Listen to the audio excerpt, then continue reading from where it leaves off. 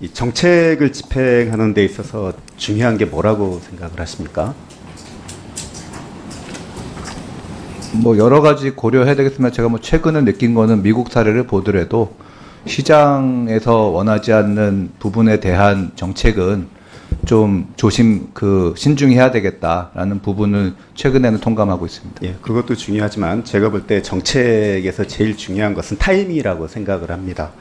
실기하면 효과가 반감되기 때문입니다. 저는 추경도 타이밍이라고 생각을 합니다.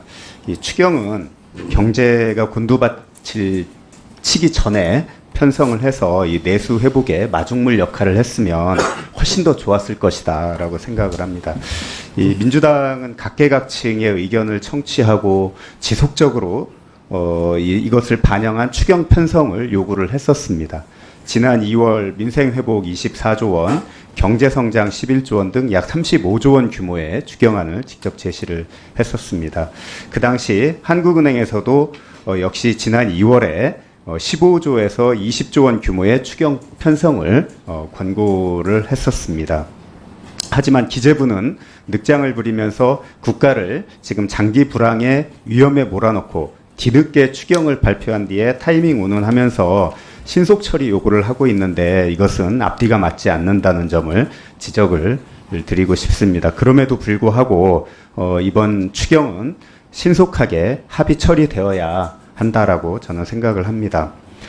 이 12조 원 규모의 추경으로는 지금 경기 회복이나 민생 안정을 이 마중물 역할을 하는 데는 저는 턱없이 부족하다고 생각을 합니다. 물론 정부 재정 여건도 있긴 하겠지만 우리나라 정부 재정이 다른 나라에 비해서는 그렇게 나쁜 편은 사실은 아닙니다. 이 김윤상 차관께서 이번 추경이 내수 진작용 추경이 아닌 재난재 추경이라고 밝혔습니다. 그리고 최상목 장관이 지난 4월 8일 날 10조 원 규모의 추경을 발표하겠다고 예고를 했는데 이때는 언론에서 본격적으로 한 권한대행의 대선 출마를 보도하기 시작한 것이 4월 10일입니다. 뭐 공교롭다고 할 수도 있겠지만 이 한대행의 대선 출마를 위해 생색내기 증액 추경을 하는 것 아니냐 하는 비판이 제기되고 있다는 것을 우리 기재부는 새겨두어야 할 것 같습니다. 차관님, 지난해 우리나라의 그 내수의 경제성장 기여도가 얼마였는지 아십니까? 0.4인가 그런 제가 정확히 기억나지 않습니다. 예. 그 한국은행에서 제출받은 자료를 최근에 보니까 지난해 우리나라의 그 내수의 경제성장 기여도는 0.1%입니다. OECD 경제 규모 20위권 국가 중에 가장 낮습니다. OECD 경제 규모 20위권 국가 중에 가장 낮습니다. 20위 그리고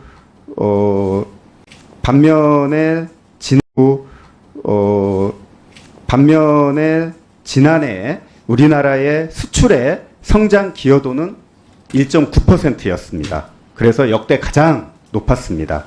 아까 말했던 OECD 10개국 중에 2위인 프랑스의 2배가 넘는 수치입니다. 그만큼 수출이 지난해 경제 성장을 견인해 왔다고 해도 과언이 아닙니다. 그러니까 내수 침체 상황에서 2022년에서 23년도에 약화됐던 수출이 이 기저 효과로 그래도 작년에 2% 경제 성장을 유지할 수 있었습니다. 그런데 지금 미국의 관세 인상에 따라서 한국 수출이 추가 타격을 받게 되면은 정말 경제 버팀목이 없어질 그런 지금 상황입니다. 지금 민간 소비가 0.9% 성장 기여할 때 정부 소비는 0.3%에 그쳤습니다. 그래서 이 정부의 적극적인 지금 역할을 통한 내수 뒷받침이 어느 때보다 필요한 시기다라는 생각을 듭니다. 그런 측면에서 볼 때 이번 정부 추경안을 보면은 일단 시기적으로 너무 늦은 추경이었다. 그리고 이 정부 추경안의 목적이나 규모를 볼 때 정부의 지금 상황 인식이 너무 아니한 것 아니냐. 그래서 민생 지원과 내수 회복을 위한 추경 증액이 절대적으로 필요하다라고 생각을 합니다. 여기에 대한 의견을 말씀해 주십시오. 뭐 의원님 여러 가지 좋은 지적하셨었고 이제 저희가 뭐 말씀드렸다시피 여러 가지 뭐 저희가 뭐 잘했다는 건 아니고 뭐 어떤 부분이 좀 아쉬움이 있는지 많이 지켜보고 있는 부분이 있습니다. 이제 아까 내수 부분 말씀하셨는데 그 24년 같은 경우에 일단 물론 반등하는 폭이 작긴 했지만 민간 소비는 한 0.3% 정도 성장을 민간 한 0.6% 정도 성장을 했었었고요. 다만 이제 제일 앞으로 뭐 다음 경제팀에서 고민돼야 할 부분이 건설 부분의 경기가 계속 빠지고 있습니다. 뭐 이게 구조적인 부분인지 아니면은 어떤 부분이 저희도 뭐 저희가 좀 더 대응을 잘했어야 됐겠습니다만 이 부분이 계속 부담이 되고 있기 때문에 그 내수 쪽에서 아까 뭐 그 의원님 포함해서 말씀하시는 부분에 추가적으로 더 투입하는 게 이 내수를 근본적으로 바꿀 수 있는 부분에 좀 고민이 좀 필요할 것 같고요. 아까 김영환 의원도 말씀하셨지만 저희 고민스러운 부분은 그 뭐 정치적 쟁점이 없는 부분도 있지만 아까 말씀하셨다시피 세수 부분도 뭐 솔직히 말씀드리면 하방 위험이 큰 것이 사실입니다. 그런 상황에서 지금 지출을 그 저희 대행 체제 하에서 그 좀 많이 늘리는 부분은 정부 입장에서는 좀 무책임한 부분이 곧 그렇게 생각했던 부분도 있다는 것을 좀 이해해 주시면 좋을 것 같습니다. 예, 이상입니다. 예, 수고하셨습니다. 수고 많으신데 경제가 매우 어렵죠.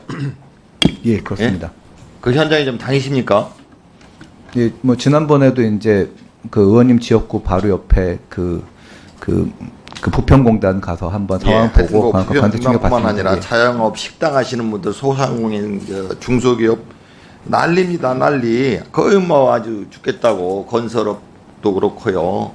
경제가 너무 어렵잖아요. 그 금리하고 이제 재정이 중요한데 금리 하는 총장님이 뭐 굉장히 걱정하시면서 잘 하시는 것 같은데 재정은 추경을 그렇게 얘기를 많이 했어요. 매우 늦고 규모도 적은데 부총리께서는 지금 미국 가신 거죠?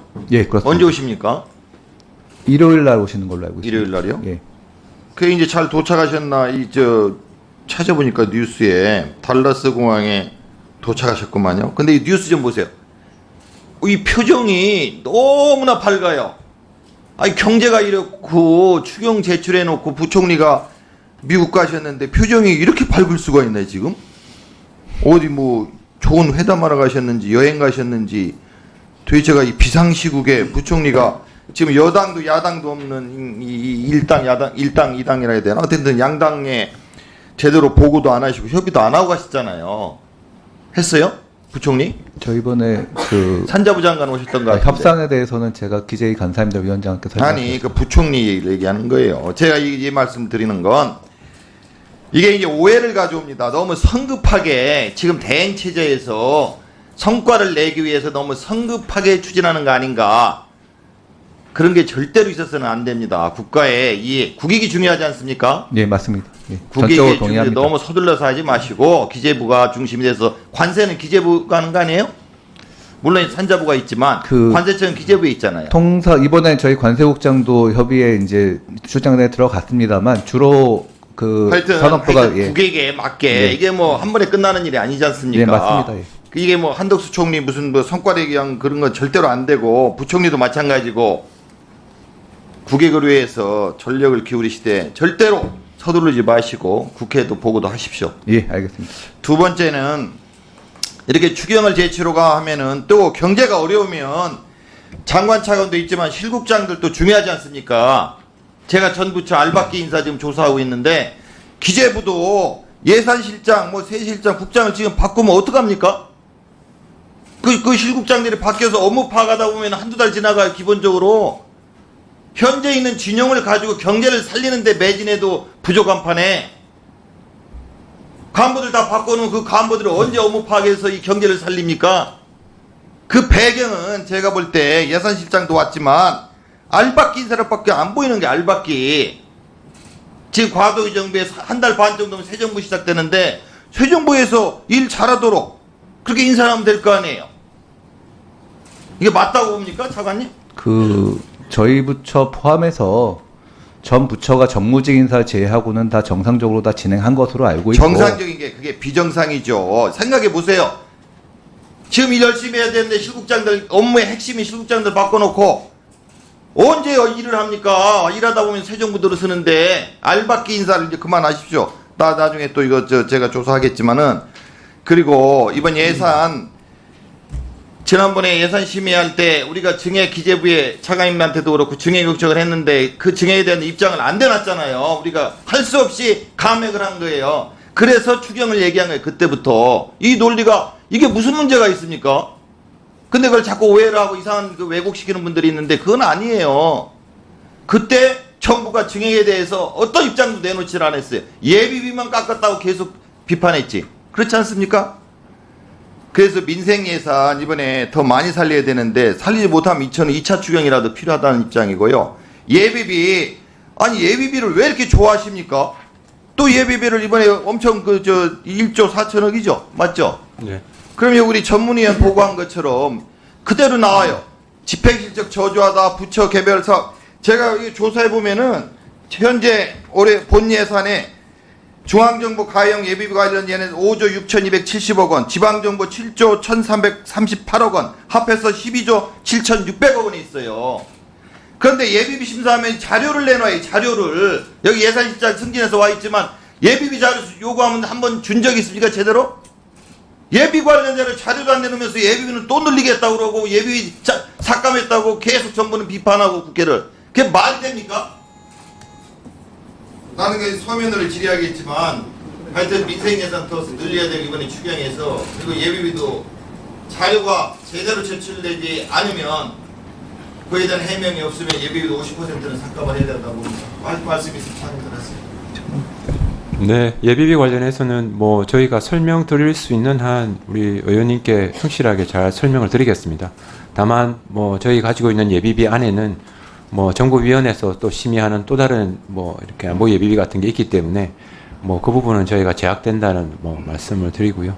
그리고 민생과 관련된 예산 부분은 아까 말씀드린 대로 저희가 이번에 제출한 추경의 어떤 목적이나 취지에 맞다 그러면은 뭐 잘 협의해 나가도록 하겠습니다. 네, 뭐 예결 회의 과정에서 충분히 설명드리도록 하겠습니다. 소위 위원장님으로서 아주 충분히 잘 하신 것 같습니다. 수고하셨고요. 단